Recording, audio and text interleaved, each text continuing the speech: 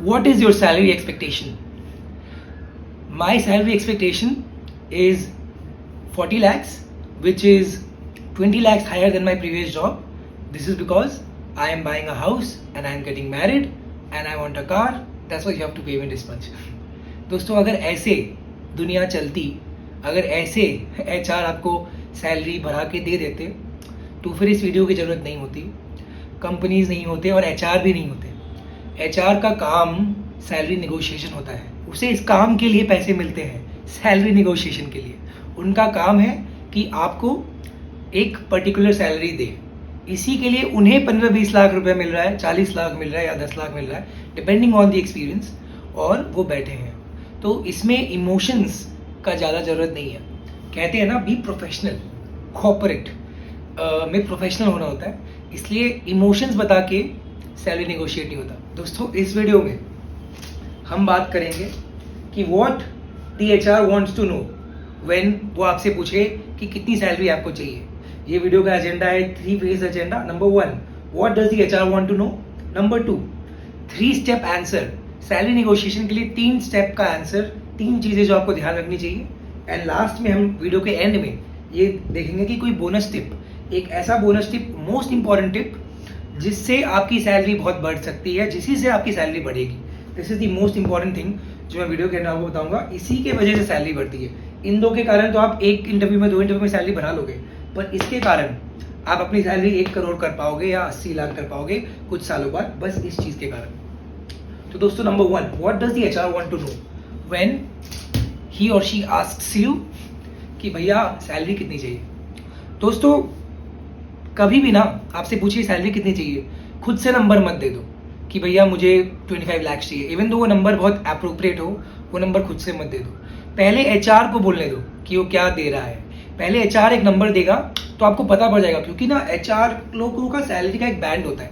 एक particular role अगर manager का है, उसमें कंपनी में एक मिनिमम सैलरी 15 लाख का है और मैक्सिमम सैलरी 25 लाख का है, तो 15 to 25 का एक रेंज है और आपको उसी रेंज में सैलरी देगा। वो कुछ भी उस रेंज में आपको सैलरी दे सकती है HR, और चाहेगा कि कम से कम ही दे।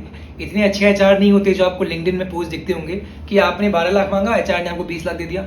मैंने अपने एक्सपीरियंस में, मेरे इतने सारे दोस्त हैं जिन्होंने IIM से MBA किया है, बाकी कॉलेज से MBA किया है, CA किया है, मैंने कहीं नहीं देखा कि HR ने बोला हो कि लो सैलरी ज़्यादा लो, कम क्यों ले रहे हो। ऐसा कहीं नहीं होता। ऐसा बस लिंक्डइन पोस्ट में होता है कि व्यूज़ बढ़े। मैं आपको सच्ची चीज़ें बता रहा हूँ। ऐसे भी आप कहते हो कि मैं ऑनेस्ट गाय हूँ, तो मैं आपको सच्ची चीज़ें बता रहा हूँ जो मार्केट में होती है। HR आपको सैलरी रेंज में कोई भी सैलरी दे सकती है, इसलिए आप HR को पहले बोलने दो कि वो क्या सैलरी दे रही है।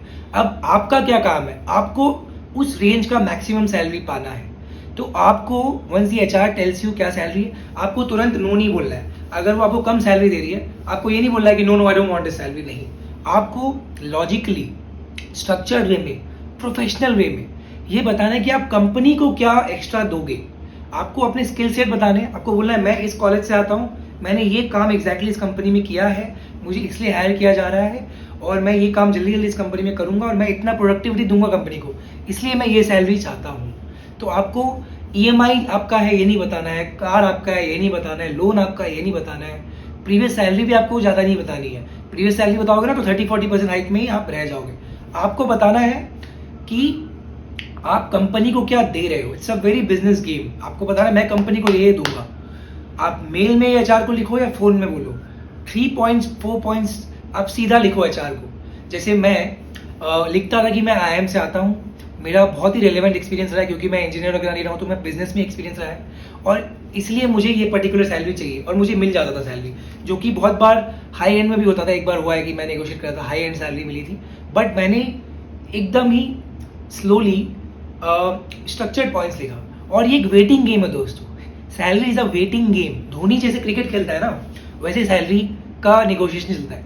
आपको HR बोलेगा कि नहीं हो पाएगा, नहीं हो पाएगा, तो आपको घबराना नहीं है। अगर HR समझ लिया कि आपके आवाज में कंपन है, आप घबरा रहे हो, आपको जॉब चाहिए, आप डेस्परेट हो, तो आपको कम से कम सैलरी देगा HR। आपको ये नहीं दिखाना कि आप डेस्परेट हो। आप बोलो आप सैलरी दोगे तो मैं आऊँगा, मेरी एक पर्टिकुलर सैलरी की एक्सपेक्टेशन है क्योंकि मेरे ये लॉजिकल पॉइंट्स हैं, तो आप ये सैलरी दोगे तो ही मैं आऊँगा, और आपको लॉजिकली बताना है। तो दोस्तों 2 चीज़ें, इंटरव्यूअर आपको ये देखना चाहता है कि आप क्या स्किल्स एक्चुअली दे रहे हो, ताकि HR एक्चुअली अपने मैनेजर को बोले कि देखिए ये ना ऐसा ऐसा स्किल्स ला रहा है और ये मानेगा नहीं, इसलिए हमें इसका 25 मतलब 24-25 देना होगा। हम 24 देते हैं तो क्यों नहीं इसको दे दें, हाथ से चल जाएगा लड़का।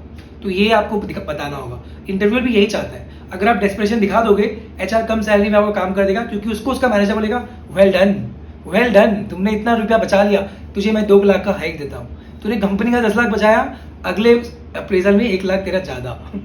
तो ये हो गया कि एचआर क्या चाहता है। अब कि आपको 3 स्टेप में क्या आंसर देना है, मतलब आपको क्या जानना चाहिए। Number 1, what is the market range. ये आपको रेंज पता होना होगा, 15 से 25 लाख वाला जो मैंने बताया, ये रेंज आपको पता होना होगा, तभी आप एचआर से लड़ सकते हो ना, मतलब अच्छे वे में आप आर्ग्यू कर सकते हो कि मुझे 25 लाख चाहिए। आपको ये नहीं बताना है इंटरव्यू में कि आप 25 लाख देते हो, नहीं, आपको बताना है कि मैं ये ला रहा हूँ कंपनी के लिए, तो आप 25 लाख दो। पर आपको ये अपने अंदर में रखना है कि कंपनी ने 25 लाख दिया। ये आप कैसे जानोगे, ये बहुत सारे वेबसाइट्स है, ग्लासडोर है, एम्बिशन बॉक्स है, 6 फिगर करके है, 6FIGR, उसमें आप जाओगे तो कुछ सैलरीज आप एक्चुअली दे सकते हो।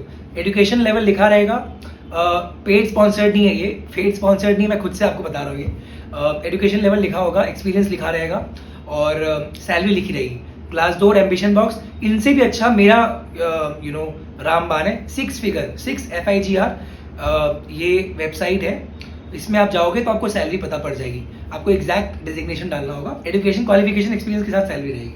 तो आपको सैलरी तैयार करके रखना है। सेकंड, आपको अपना बारे में जान के रखना है कि आप क्या कंपनी को दोगे, क्योंकि आपको वो आंसर बोलना है एचआर को मेल में या कॉल में कि मैं कंपनी को ये चीज़ें दूंगा, इसलिए मुझे सैलरी चाहिए। और थर्ड, यू शुड नो कि वो कंपनी कितनी फ्लेक्सिबल है सैलरी देने में। बहुत सारी बड़ी बड़ी कंपनीज ना ऑफर मना कर देती है कि नहीं फर्क पड़ता, उन्हें अच्छे रिसोर्स चाहिए ही नहीं, मतलब उन्हें फर्क नहीं पड़ता। लेकिन कुछ स्टार्टअप्स है वो वैल्यू करती है, गूगल, अमेजोन, ये वैल्यू करते हैं ह्यूमंस को, तो ये अच्छा सैलरी भी दे सकती है। ये रेंज के बाहर भी सैलरी देते हैं अगर आपका इंटरव्यू अच्छा गया हो। तो अपने आप को जानो, कंपनी को जानो और मार्केट को जानो, ये 3 चीज़ें। बोनस टिप दोस्तों, नंबर 1 चीज़, एक ही चीज़ है जो आपको सैलरी 1 करोड़ तक दे सकता है। वो क्या है दोस्तों, वो है पर्सनल ब्रांड। पर्सनल ब्रांड, मैं अभी जो यूट्यूब कर रहा हूँ इससे मेरा एक पर्सनल ब्रांड बन रहा है। इससे मैं कंपनी को बोल सकता हूँ कि देखो मैं मार्केटिंग अच्छा कर सकता हूँ, मेरा ये निश है, मैं MBA में MBA एजुकेशन फील्ड में मैं थोड़ा अपना नॉलेजेबल इंसान हूँ। तो कहीं मुझे जॉब चाहिए हो ना, मैं किसी अच्छे MBA बड़े ब्रांड में जाके बोलूँगा मुझे कोई रोल दे दो जिसमें मेरा स्पीकिंग स्किल्स और MBA का स्किल्स काम आ जाए, क्योंकि मेरा पर्सनल ब्रांड है।